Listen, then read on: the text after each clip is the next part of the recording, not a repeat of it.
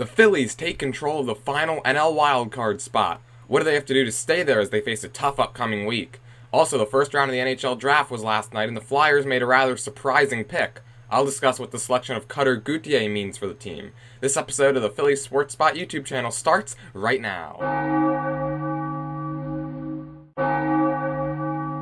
What's going on, everybody, and welcome into this edition of the Phillies Sports Spot YouTube channel. I am your host, Jordan Hirsch. Now, guys, before we get into this video, please like this video and subscribe to my channel with notifications turned on so you never miss another upload. Now, guys, let's start out this episode by talking about the Phillies, who earlier this week took that final wildcard spot in the National League away from St. Louis, and they have held it ever since. Right now, they are currently percentage points ahead of the Cardinals, who they play this weekend for that final wildcard spot. They're 3.5 games behind San Diego for the second spot and 4.5 behind Atlanta for the first spot. This is the first time the Phillies are in a playoff spot since very early on in this season, and it's really exciting right now. This team has been really fun to watch as well. I mean, how about Kyle Schwarber? How about what he's been doing? I mean, somebody must have told him that it is still June, because he is absolutely mashing here in July. Back-to-back games with 2 home runs in this previous series against Washington.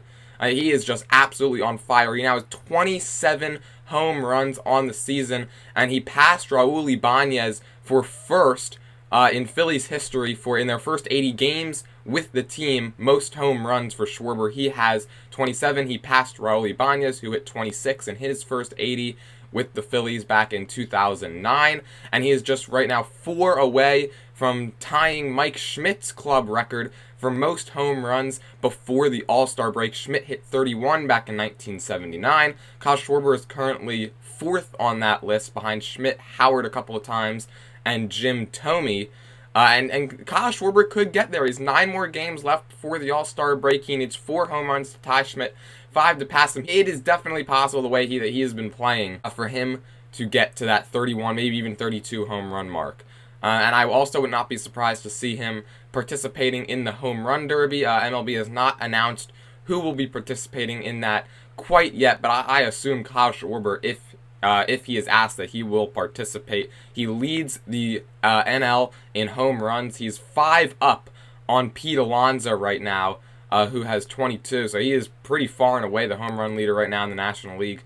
He has just been so fun to watch. Of course, Kyle Schwarber has not been the only Philly mashing recently. Rhys Hoskins last week took home the NL Player of the Week.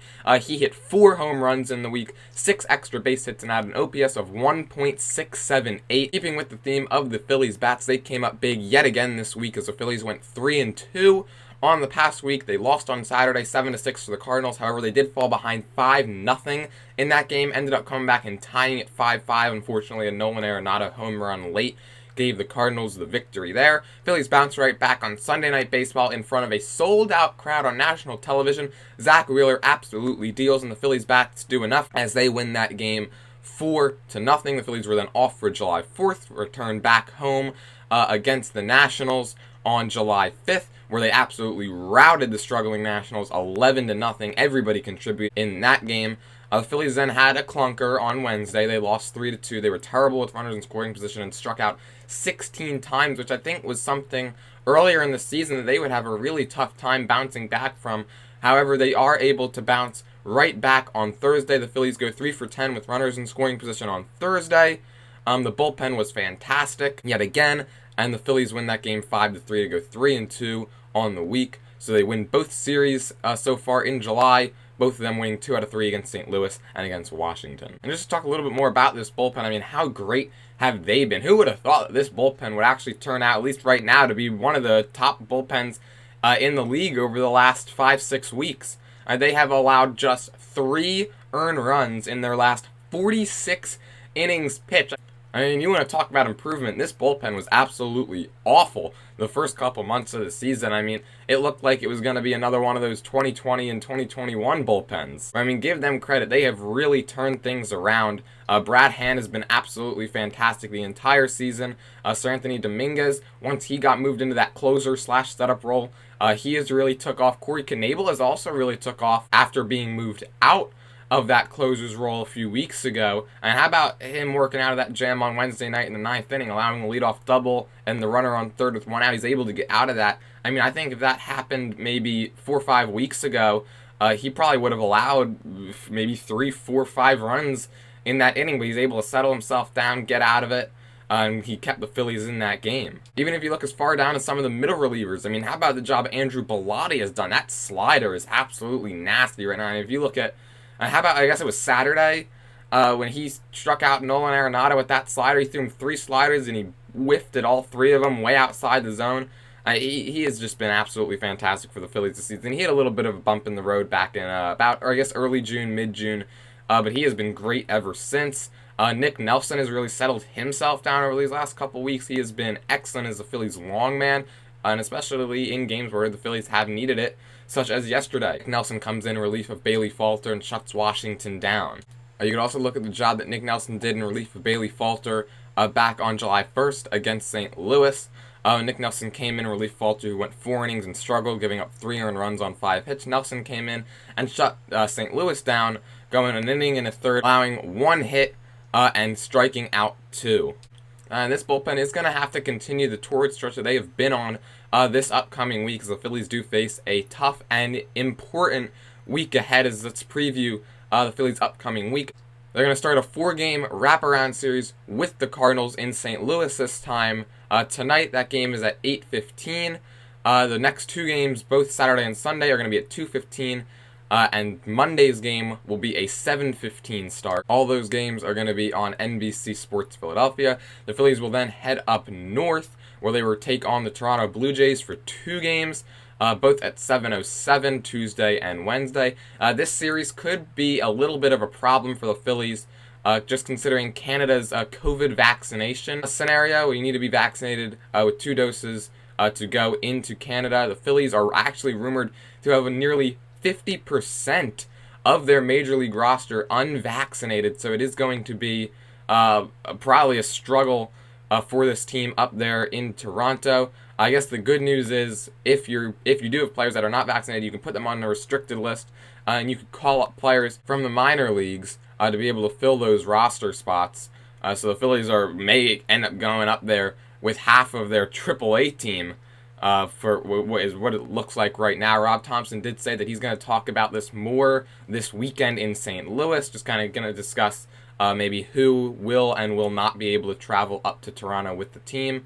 We know Zach Wheeler will be, as he was moved up, actually. He's going to start tonight instead of tomorrow when he was originally scheduled to start. It's still going to be on 5 days rest because of that off day we had on Monday, but he will start tonight, and that will allow him to start on Wednesday in Toronto, and the rumor is that he is vaccinated, so he will be able to start Wednesday. Tuesday's starter right now is currently up in the air. There are rumors that I guess it's probably going to be maybe Kent Emanuel, who just came off the 60-day IL and has pitched very well for Lehigh Valley. Kent Emanuel had a little bit of Major League time last season with Houston. The Phillies are then off on Thursday, and then they're going to finish up their first half schedule down in Miami at 6:40 on Friday, 4:10 on Saturday, and 1:40 on Sunday. Again, all these games are on NBC Sports Philadelphia. Wednesday's game in Toronto is actually on MLB Network as well for out of market only. And then that will take us into the All-Star break. But yes, a very tough week ahead. Of course, we are currently percentage points ahead of St. Louis for that final NL wildcard spot. The Blue Jays are currently in the AL's final wildcard spot. So another tough team we're going to be facing there. And then we know it's always trouble when we head down to South Beach, as the Phillies take on the Marlins next weekend. And the Marlins right now, they're surging. They're just 4 games behind the Phillies and Cardinals for that final wildcard spot. They had won 6 straight before the Mets snapped that last night. So again, it's only going to make it tougher if we end up having to play the Marlins while they're hot. Switching gears now to the Flyers, who made their first-round selection last night for the first round of the NHL draft, selecting left winger Cutter Gauthier, number 5 overall. He played for the U.S. national team's development program last season, and he was an excellent player for that team, scoring 34 goals and 31 assists in just 54 games last season. However, I do think this pick surprised many people, including me, who all thought that they were going to pick a defenseman, especially when one of the top defensemen in the draft, David Jiricek, out of the Czech Republic, was still available at number 5 last night. The Flyers opt to go another way, selecting a left winger. So a pretty surprising pick, but I think a good pick nonetheless. I mean, this guy is strong, 6'2", 200 pounds, and he can, of course, score the puck as well. He does kind of fit in with that Flyers mentality, just kind of big, stronger players, but also guys, of course, that are looking to score. So I do think that he could fit in very nicely with this team. We probably will not see Gauthier with this team this season. However, he is headed to play for Boston College this season, and he does want to transition from left wing to center. So that time at Boston College this season will probably help him be able to make that transition. I expect to see Gauthier most likely with this team at some point next season, 2023-2024. Well, I think most people were hoping the Flyers would select a defender. They almost got, I think, their main hope, and that was being able to select center Shane Wright, who was considered by many as the best player in this draft. He nearly slipped the Flyers. Everybody thought he was going to go first overall. He ends up slipping all the way down to fourth, where he's picked by Seattle. So the Flyers just miss out on really what looks to be a top-tier talent in Shane Wright. So again, the first round of the NHL draft was last night. Rounds 2 through 7 are all today. That starts at 11 a.m., so that is currently on. And the Flyers do have some picks for rounds 2 through 7. In fact, they have one in each round, for the exception of round 2. They're going to pick 69th overall in round 3. Round 4, they'll pick at number 101. Round 5 will be at 133. Round 6 at 165. And finally, their last pick in the draft will be in the 7th round, pick number 197. The Flyers' 2022-2023 schedule was also released this past week, and boy, it starts out tough. I mean, the first couple months are just an absolute gauntlet for this team, which is already expected to really not be very good. They do finish up a bit easier, so if they can find a way to make it through the first couple of months, you could be maybe talking about them competing for a playoff spot, just because their last 2 or 3 months are a lot easier than most teams. But just to prove the point here a little bit, if you just look at how they start, this is their October schedule. They're going to drop the puck on the season on October 13th at home against New Jersey.